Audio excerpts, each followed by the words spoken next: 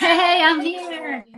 That was the quickest I've ever managed to connect with someone. So I that's am brilliant. so impressed. I was like all afraid we were going to get the time zones wrong or something. Yeah, no, it really helps to have the little clicky down counter thing because then everyone knows when it's happening and it's great. So welcome to my interview channel. With starring you this Awesome. week, Carol Beth Anderson. I'm so excited to have you on. I think you were one of the first people I came across when I first joined Book Talk, and I loved your posts, and I love your advice. You know, not only your content, but how you deliver it is amazing. But we will get into that. Oh, thank you. First of all, tell everyone a little bit about, because you've got quite a lot of books out. So give us a little bit of a summary of what you've published and what your genre is and things like that. Okay, Yeah. so my first series is the Sunblessed Trilogy, and it's YA fantasy. It's got a magical system that's based around childbirth. I know that sounds really weird, but it's kind of fun. So that's my first series. My second series, which has done better and really hits genre expectations better, is the Magic Eaters Trilogy. And people have to eat like magical or eat certain fuel to fuel their magic. That's what that magical system is. And it's got dragons and romance on the side, and it's a lot of fun. That's completed. And I've got Fairy Fallen, which is the first book in a new romantic fantasy series coming out in December. Yeah. So I was just telling people right before we got connected, I just started recording the audiobook for that one yesterday. So that's exciting. Wow. Yeah, so that's fun. And then I've also got the Curio Cabinet, which is a collection of microfiction that I wrote on Twitter. So like all of the little stories and poems are 280 characters or less, basically. Yeah, well, I have to make sure so that I'm one's like following you on multi-genre, which Twitter. is fun. Yeah, that's incredible. But your Fairy Fallen, I was just I don't know if we are connected there. I don't know, yeah, because sometimes you connect on one platform but not another. So I try and make sure that I like. There's so many times I'm not connected on both, and I've only been on TikTok for I don't know 6 months maybe. I'm not sure how long, and I've been on Twitter a lot longer. I mean, honestly, like Twitter is my platform. That's where that's where I connected with a lot more people. Yeah, I'm the and then same. I have oh, you are too. Okay, well we need to make sure we're connected there. I wish I could check it right now.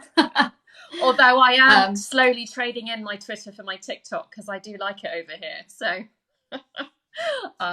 So here's the thing, like I'm doing both, but I find like I've been really busy and kind of stressed out lately, and I've been letting TikTok some fall to the side because I feel like it just takes longer. Like making a video takes so much longer than writing a tweet, and so I love them both for different reasons. But TikTok is just, it can be such a time suck.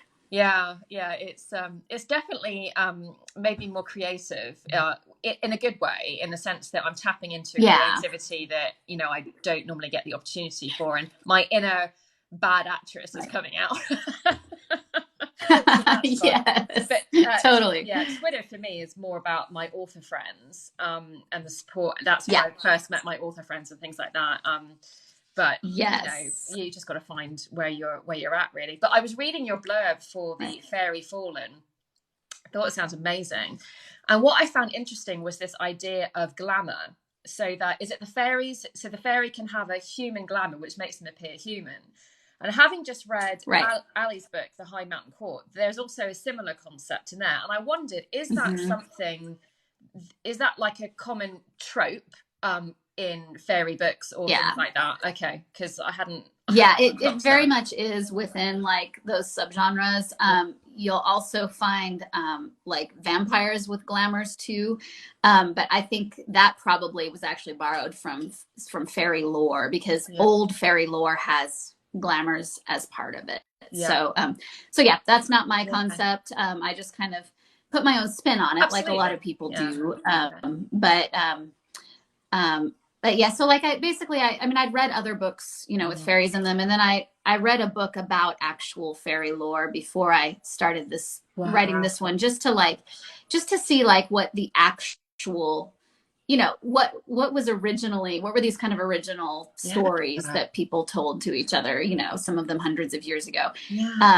and then you just kind of pull from that and Absolutely. and So make it, I mean, make it your own. where do you start researching fairy lore? I mean, where do you kind of, you know, separate the fan kind of stuff to actually there are these legends? That must be Right. That's to what's tough is like, yeah, because I don't want to be like pulling my ideas from A Court of Thorns and Roses, you know, which is great, but like I don't want that to be where my ideas are coming from. But you are influenced. Everybody's influenced by each other, right? So, but I think that's one of the reasons I wanted to read an actual book that was like just the lore, so that, and I made notes as I did it, and you know, made a lot of notes about how I might implement some of that in mine, so that hopefully it was. So hopefully I was pulling more from that than from like what other authors have done. I think that's fascinating. I actually, when I was writing, well, I have a mermaid series and only the first one's published, and a friend of mine pointed me to a direction all about mermaid lore, and it was incredible. And I ordered the book and just all the different stories and you know, the parades. Like there's a Coney Island have a yearly mermaid festival, for instance. I'm like, how cool super cool. Yeah, that's awesome. How fun is that? Yeah, exactly. So if somebody is new to you as a reader, where would you suggest they start with your books? I would say The Frost Eater. That's been my my best-selling novel. If they're looking for novels, I mean, if it's fellow authors, I've got Early Readers Catch the Worms, which is nonfiction. It's about building alpha, beta, and arc reader teams, because that's just kind of my jam, is building those teams. So, you know, people who don't like reading about teenagers that are doing magic and falling in love can. Yeah, I do. So you're right with me. Yeah, exactly. It's great. So, but yeah, The Frost Eater is probably a good place to start. Yeah. Do you find, having said that Twitter is your main platform, do you find that you have found your beta and arc readers on Twitter more, or what, you know? Some, honestly, like, I get a lot of them from my newsletter. I get them from a little bit of everywhere. So definitely social media. I've got a newsletter that, you know, that I tend to get a lot of people interested from there. I mean, I started out with friends and family because that's what I had, because I didn't have fans at that time, but I tried to shift that to being, you know, to being people who loved my books and loved reading, you know, pretty quickly. So.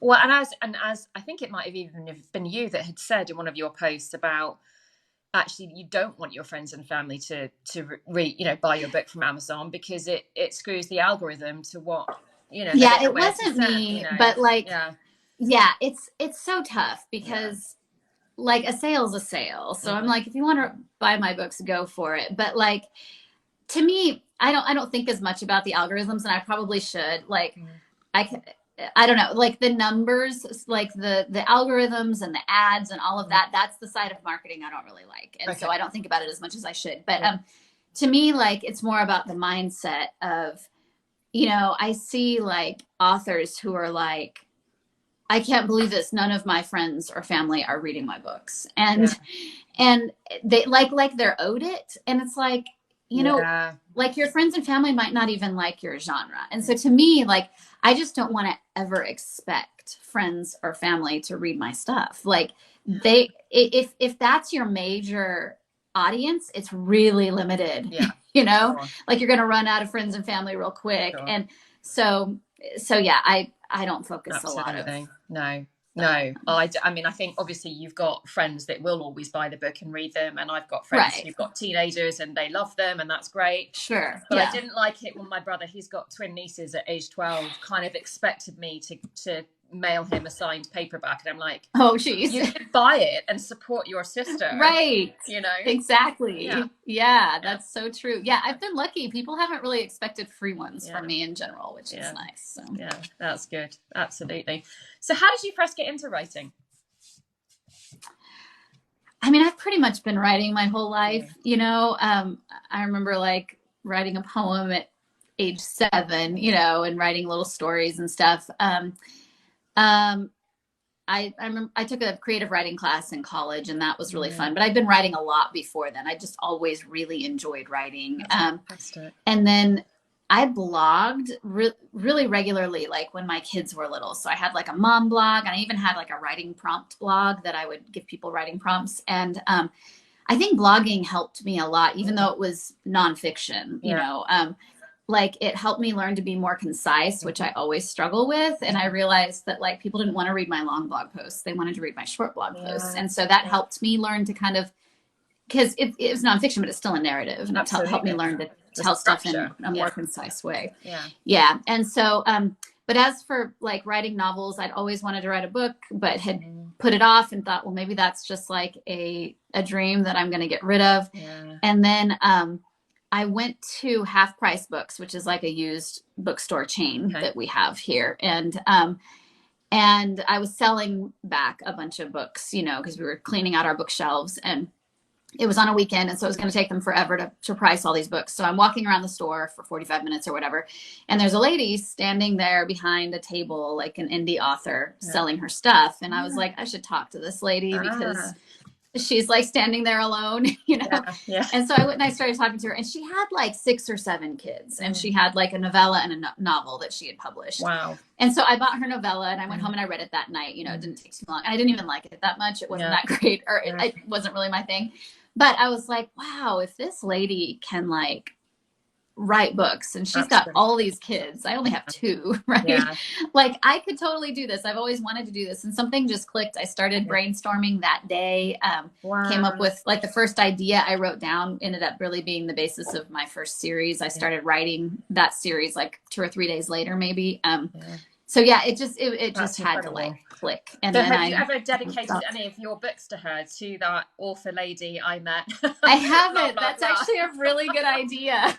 I probably should. Not my name, since I didn't like her book. The lady who wrote a book I didn't like, but influenced me, inspired me. Oh, absolutely. That's actually a good idea. I was just thinking yesterday, I'm like, who am I going to donate? I mean, who am I going to dedicate this next book to? Maybe that's what I'll do. It gets really hard, actually. It was, my 6th book's coming out, and I was like, I didn't know whether to do like one of my good buddies or my writing group, you know, and you do get to a point where, and you can't keep doing your kids over and over again.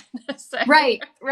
Yeah. I know. I'm like, I've done my husband, I've done my kids, I've done like, you know, the writing community on Twitter. I've done like my readers, you know, I've done my grandma, like, it gets, and there are certain books of mine where I know there's a specific person that almost inspired the book. So I'm waiting for that to be for them rather than. Oh, I love that. Yeah, absolutely. So when you started all this brainstorming, and I mean, do you plot?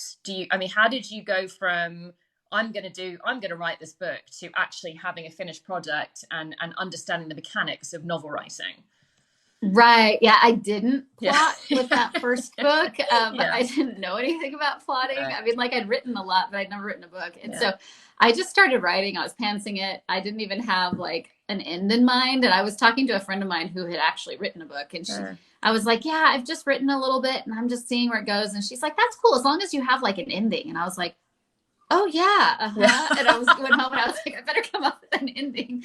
And so I came up with like an ending, and I'd she mentioned something about the 3-act structure. I was like, and like I'm an actor, so I've done plenty of 3-act plays, but I didn't know anything about the 3-act structure. And so I kind of started like trying to structure it in 3 acts, not knowing what those 3 acts should be. So as I was writing that first book, I started reading a book on story structure, and I was like, oh, I'm not totally doing this right, but I think it's still good.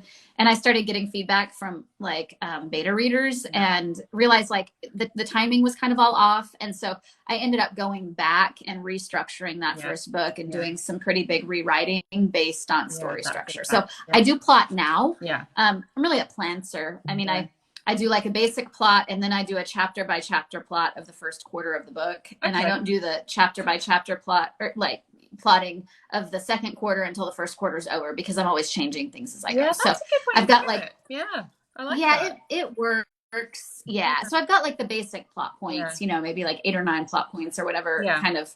So you know where it's lined out in advance, but but sometimes it changes, because then that's where the planting comes in. Like I'd love to be one of those people that could be like, I've got a 40 chapter novel and I know what's going to happen in every chapter in advance. And I just can't. brain just doesn't get that detailed in advance. I mean, I plot on a spreadsheet and I do get quite detailed, but I'm not that detailed. And like you, things change, and I'm okay with that. But I'm not like this stick scenes on the wall, moving them around. That's beyond. I know. I'm always impressed by that. Yeah. I always think it kind of overwhelms me. Wrong. You know, I'm like, right. Yeah. But right. Yeah, totally. So have you read a lot of books on the craft of writing, do you think, over the years? Or several? Yeah. And let's see, that first one that I read was The Secrets of Story by Matt Bird. He's a screenwriter. It was pretty good. I think the next one I read was Creating Character Arcs by Joanna Penn, which is amazing. Well, I was just going to ask you which book you would, you hold in the highest esteem. I think that one has helped me more than. I think Creating Character Arcs by Joanna Penn has helped me more than anything.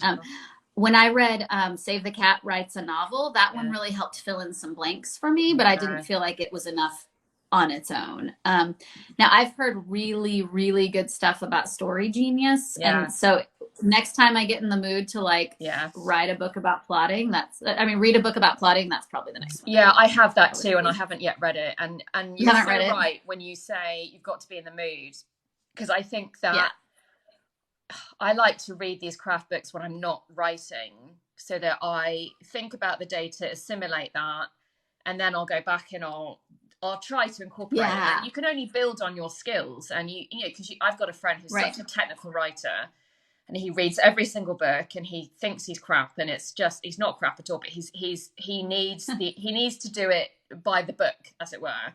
Whereas I'm much more my instinct, and I like to read these books for advice and help that I can incorporate what works, but if I overwhelm myself with them, then I worry I'm not doing it right, or so it can be like total information overload. Absolutely. Definitely.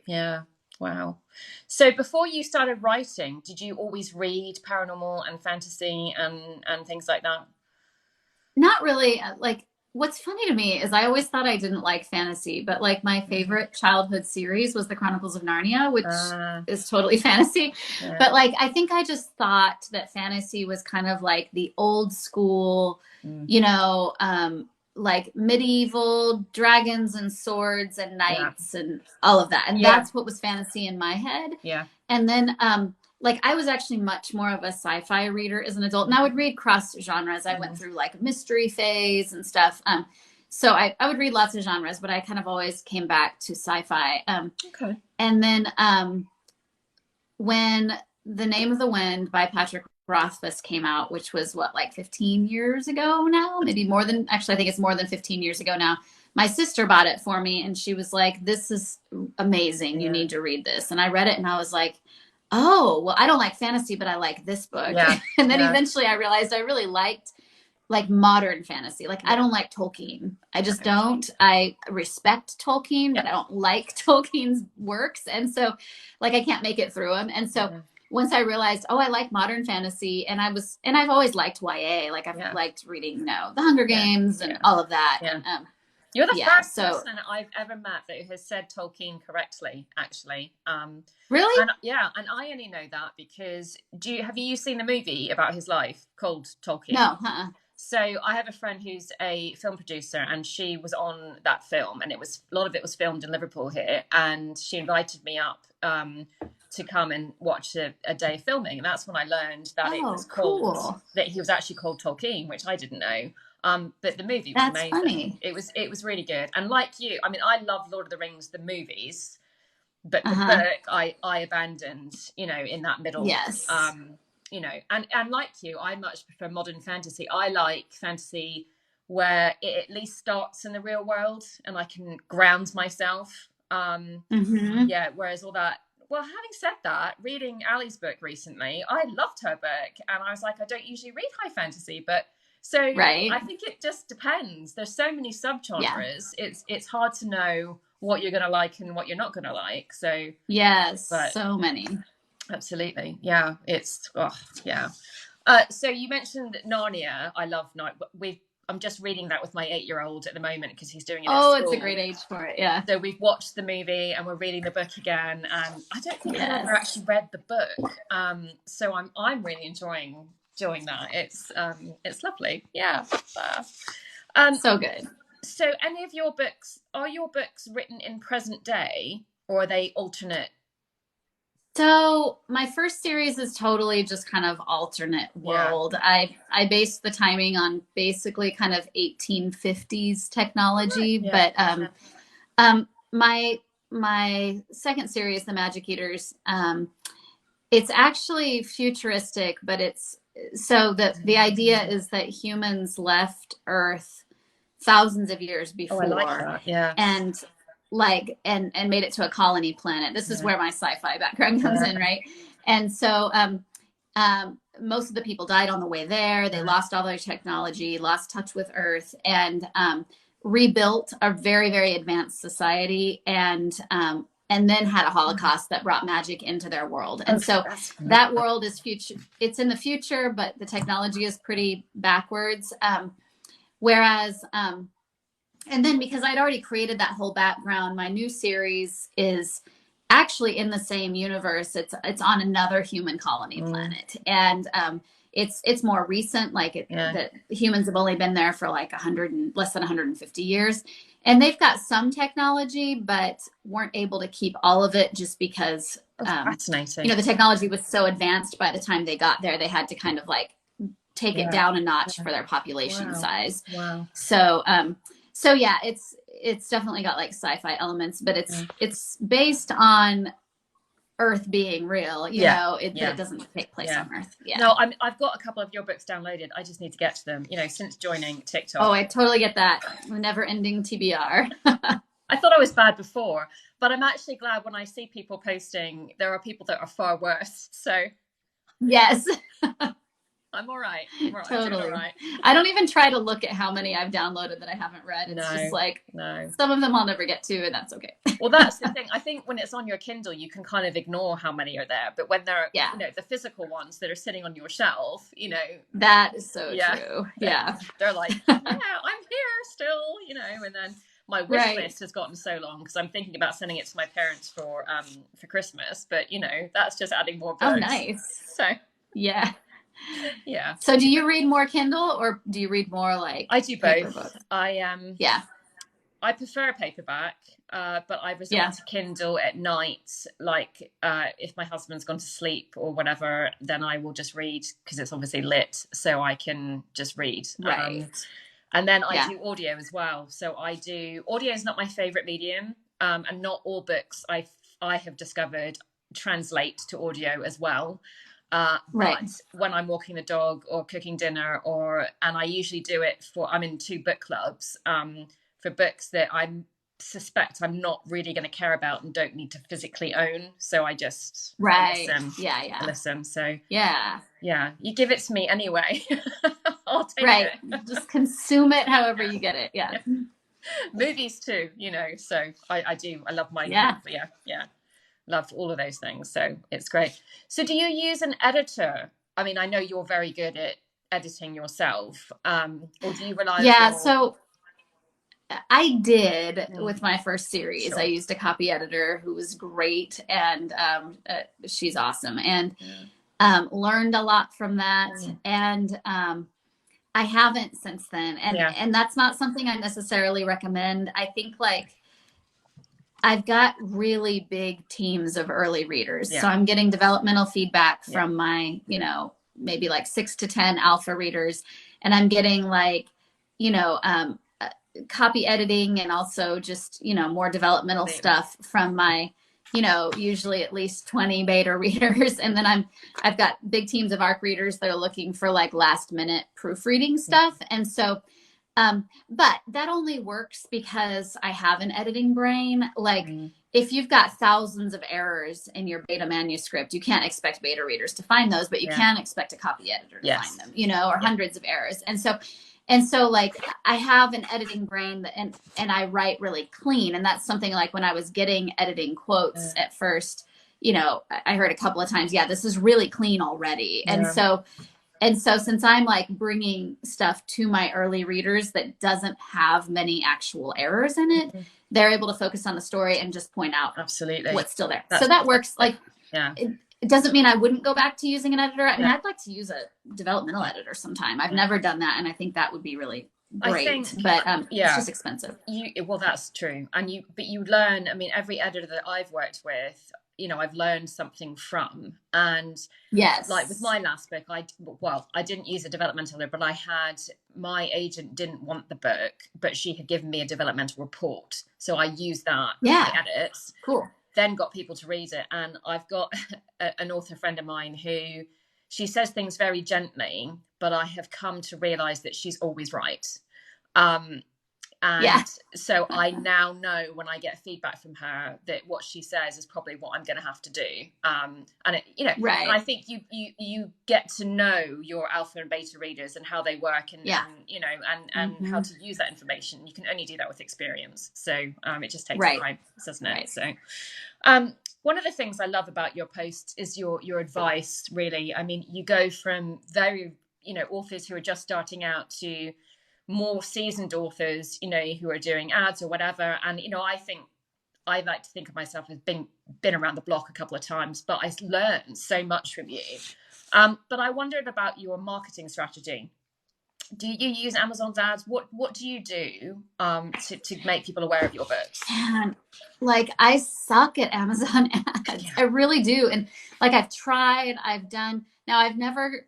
I've never done like a paid course. I've read a book on them, and I've done like a couple of free courses on Amazon ads, and I've put stuff into play, and I just can't seem to make them work. So one of these days I may do Mark Dawson's course, but it's like $750, and I've heard it's amazing, but it's just super expensive. Yeah. And so I haven't done that. One of these days when I want to put the time in, the money in, I may do that. But again, I don't really like ads. Like, they don't excite me the way that like I love social media. I love connecting with people that way. I love doing, most of my books are in Kindle Unlimited. And so I've made really good use out of like free sales of book one, and, and that helps. So basically like my newsletter, social media is big for me. And then like kind of strategically done sales. And I think even like having a lot of ARC readers to me is marketing, because it means that I get really good review numbers early on, which helps give people, some faith in the book. But I mean, I'm not a huge seller. Like, my biggest book has, like, in all formats, when you look at paperback and ebook and audiobooks, has sold something over 1,000, but that's my biggest one. And most of mine don't sell that many. And so, I'm not like a huge seller. And obviously there are marketing things that I could be doing better, but, I think getting really good covers is a major part of marketing. And I really like, the longer I do this, the more I go, okay, learning to meet audience expectations with tropes and covers is like, and with what genres you're choosing and stuff. Like, I feel like that's the most crucial stuff when it comes to marketing. And I'm still figuring that out. Like, my second YA fantasy series met expectations better, but I'm hoping doing one with fairies in it with more romance is going to meet them even better. And I've got some covers lined up for fairy tale retellings. Those are selling really well right now, and I enjoy reading them. So I'm planning on doing that.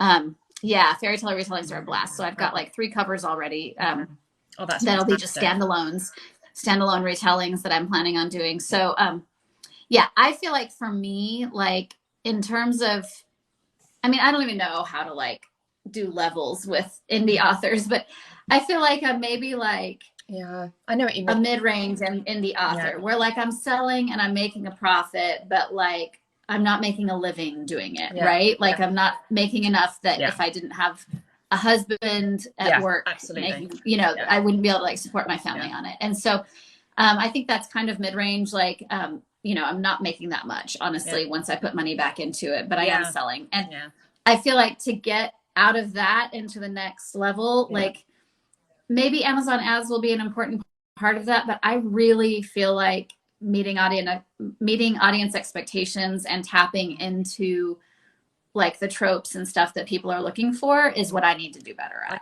I think you're right. And I think, you know, when you self-publish and you can write to market that way, absolutely. And I have done Mark Dawson and I still can't get the ads to work. It's not okay. I think that's kind of bad to hear, but good to hear. It's exceptional. I do, but it doesn't mean it's magically going to work. And there are people that work.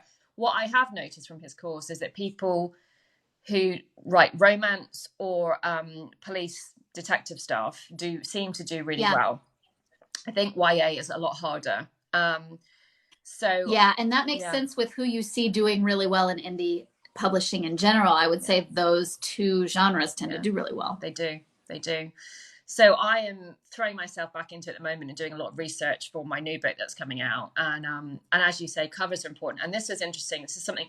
What's interesting about Mark Dawson is that they cover, it's not just Amazon ads. There are 15 different platforms that they will cover. And so you can use, you know, it's exceptional, and they update it constantly. But what was really interesting was the comparison of covers. What you might like and think suits your book the most might not be the one that sells. So trying to understand what the market expects. And it's funny because when I look at, it's often the paranormal romance covers that they look slightly cheesy to me, you know, like girl, hand out, magic ball coming from her hand, you know, blowing hair. Yep. There's so many of them. And yet they're all over the place. So it must be the thing that people expect, you know, whereas it's not a cover I would choose, but obviously readers, that's what they're looking for. So it's you know, so you've got to keep your own prejudices at bay, you know, when you're looking at this kind of stuff. And it's all about what the market is doing in covers, and hopefully finding you know, a cover designer who understands whatever genre you're writing in. Yeah, I love my cover artist. She's done all my books. I love her. She's amazing. That's awesome. Yeah. So on your journey, what do you think is there anything that's really surprised you about being an author or the process, or, you know, that you weren't expecting along the way? I think, like, from like a negative standpoint, like just how hard it is to actually make money in this business, to actually, like, you know, consistently sell books. I think, like, when you're building up to a release, especially your first release, and for mine, I did like rapid release of my first trilogy. So I released them all really quick.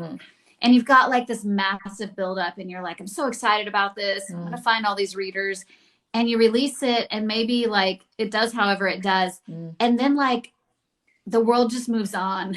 And you're like, I just spent so much time on this book or this series. And people are off to the next book now. And I think that was like, that hit me kind of hard and was tough.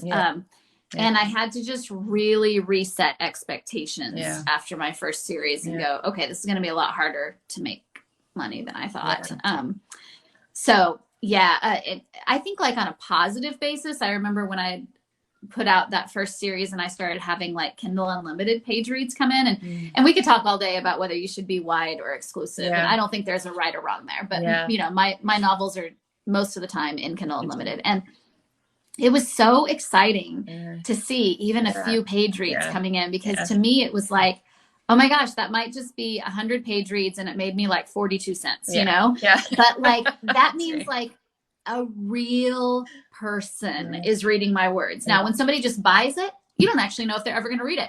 It might end up on their never ending TBR, but like KU tells you people are actually reading. And that was like, a nice thing. Never actually thought of it that way, but you're totally right, because I buy books on Kindle all the time and it can take me months, if not longer, to get to them. So you are totally right. That's a lot more special, isn't it? It is. Yeah. I like that. And I sometimes wonder, you know, what you say about it being hard to be noticed, because there are so many people self-publishing now. And obviously there is a spectrum of, you know, people who do the due diligence and are more experienced in using editing or however mechanisms they're doing that, versus people who write their first draft and publish it. And obviously the quality is not so great. But I wonder how readers distinguish what to read and how they might know. I mean, is it that people are in Kindle Unlimited and then if it's a bad book, they can just, don't need to read the rest of that, you know? it's yeah. I don't know the answer to that. I don't know how readers can choose what they think is going to be good or what's not going to be good. Right. But it's a problem for us. And authors. there's like, I think what we're all of us who care about sales, which not everybody cares about sales. So that's why like I'm setting that as the basis. Like some people are just writing because they love writing, and I totally, and that's enough for them, and that I totally respect that. I think we just all have different motivations, but like I want sales. And so I think for those of us that care about sales, like we're like always searching for this elusive like what's the word I'm looking for? Like when you get started and then it just keeps going. It's an M word. It starts with an M. Momentum. Lost the word. So that's what we're always searching for. I'm a writer. We're searching for momentum. And like when I've had that happen, like maybe when so like with my last series, I got a BookBub featured deal on book 1, and right after that came out with book 2. And so book 2 did really well. Was a good release. And book 3, like I was able to put book 1 free again and put book 2 on sale, and then have book 3 full price, I think, when I came out with it. And everything just kind of came together for that book launch. Like it was my most successful launch. And it was just like that momentum where you're like, I don't even know where these sales are coming from, but they're coming. And that's what we need. Like we shouldn't be able to look and tell where every sale is coming from, right? You need to be like, momentum means that you've like hit some of the algorithms, right? People are finding your book. You're not having to give them your book. They're finding it. And, but I mean, like that's hard to get to. Like when I've hit that momentum, it always goes down eventually, of course. And that's natural. It doesn't like stay up. And I see why people publish monthly, like that's not going to work for me. It's not even going to work for my mental health, like to try to do that. Like I know myself too well for that, but I see why people do it, because when you do get momentum, it never lasts. But if you can keep publishing, you can that boggles my mind. I would not be able to write quality that often. Because I do have an editing and a resting process, and unless I had written a 10-book series, edited it all, and then just and people do that sometimes too, which is cool. But then like, what do you do after that? Like you wait years before you do it again. But from what I've heard, like a lot of people who are doing this monthly stuff, for one thing, lots of times they're doing shorter books. I mean, my books are mostly over 100K, but so they might be doing like 60K books, but still that's a lot in 1 month, for editing and everything. And they've got different stuff at different phases all at once. So that book took them more than a month, but they're working on more than one book at a time. But the whole idea is the more words you write, the better you get at it. So you're writing better and better and better. And I get that. And I think some people are actually making it work, but I think there's caveats on that, because I wrote, when I first started writing, I wrote in a vacuum for probably 3 years. My writing didn't improve. It wasn't until I got onto Twitter and made friends and got critiques and learned about craft books that I started to improve. So I think that's a good point. Yeah, I think that you need to read, and you need to read, and just writing isn't going to make you better. You need to read about all of that. You know what I'm trying to say? Right. yeah Totally. I 100% agree. And when you're publishing and you're actually like and you're actually getting reviews, if you read reviews, and people have to decide whether they want to read their reviews. For me, like I read reviews when a book first comes out. I read like all of them, and then I slow down and don't read so many after that. But I want to find out, like, what are people actually thinking? And those reviews help make me a better writer too. I think putting stuff out in the marketplace and finding out what the reception is like invaluable. Yeah, I don't, I do read my reviews, and I think, I don't know if I've found anything to be helpful from a growth point of view so far, only because you haven't. I think it's subjective. And I think where when I look at particularly ARC reviews or blogger reviews, when you think they're really getting into the nitty gritty, and they'll list what they really liked, and that could be what another blogger absolutely hated. So you kind of think it's subjective. So, unless it really resonates with you as something that actually I could have done that better, or I agree with that, Yeah, but it depends on the book. It's tricky. Everyone's experience of that is different. So it's tricky. And like, I have found that there will be stuff that comes up in multiple reviews. And like, it's not even necessarily something I did wrong. So like for me, especially with my first series, some with my second, like people would say, this is slow and the pacing is off. And especially at the beginning of the book, the pacing is off. And I went, okay, like some people are actually loving this pacing. So it's not that I did something wrong, but there's enough people saying this that it's something, if I can make a shift there and still tell the story that I want to tell, I might reach more readers, So that has helped me. So one of my books was 100K. My sci-fi dystopian was 100K, and my editor was like, no, it's YA, you have to drop. I had to get rid of 15,000 words, and that was really hard. But we did it, but it's, because you need words for world building, but equally you need to, but you learn these things as you go. It's, right. I know you've only got a few minutes left, so I'm going to hit you with my rapid fire fun questions. Okay. As a writer, what would you choose as your kind of mascot or spirit animal? Oh, wow. I don't know. I mean, the first thing that comes to mind is a miniature schnauzer, just because that's what I have and it makes me happy. They're so cute. I love those. That's great. Yeah, he's the best. Right. If you could only eat one meal and drink one drink for the rest of your life, what would it be? Well, I'd have to go with water because it doesn't get old. That's really boring, but that's what I would do. One meal. Probably like spaghetti and meatballs or something. Okay, like, I feel like that wouldn't get old to me, really. I mean, anything would get old, but that might not take as long to get old. Yeah, I mean, I still don't know. I asked this question to everyone, and I am the only person that went sweet. I went ice cream. Oh, you did? Well, and I love ice cream. I love it. But the only one that went for the dessert. So that says a lot about me, doesn't it? Yeah. That's great. What is your favorite color? Probably purple. Purple. Okay. Yeah. Yeah. I always go back to purple on my hair. It's red right now, but that's what I was thinking, because it has been purple, hasn't it? So yeah, it's been purple a lot. I'm doing a play right now, and the red works better for my character. Oh, cool! Yeah, exciting. Okay, are you Marvel or DC? Marvel. Like, I'm not a huge fan of either, but definitely Marvel is probably what I'm more into. Yeah. Paw Patrol or Peppa Pig? Neither. Okay. Like, it's and my kids are a little old for both of those. Yeah. So like we were into things like there's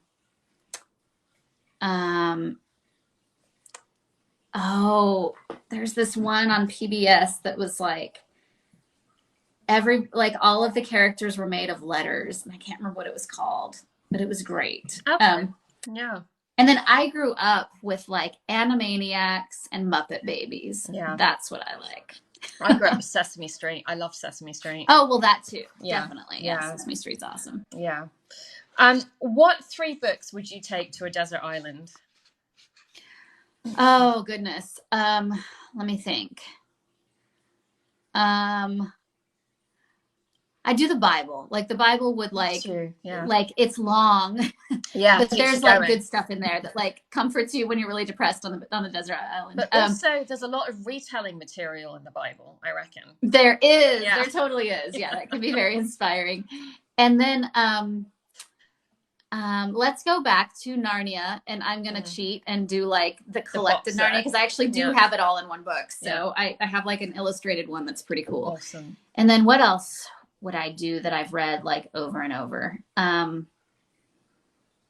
Maybe like Anne of Green Gables, because that's a book I read over and over as a kid. Yeah. Lovely. Yeah. And I've read it as an adult, I think, too. So, yeah. So if you had to give 3 books to an alien, would they be the same books, or would you choose something different? Ooh, probably something different. Wow, that's tough, because like so many books don't, like, they reflect who we are inside, but they don't actually reflect like our society, you know? Yeah.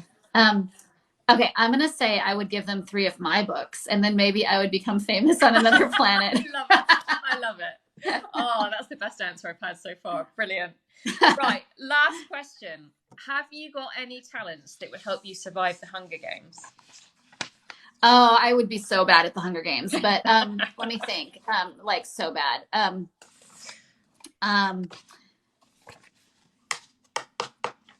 See, this tells you I'm having trouble literally thinking of any of my talents that would actually be useful in the Hunger Games. I'm like, I can make bread. That's good. You just need a little bit, grow some flour, grow some wheat, mill it, you know, off you go.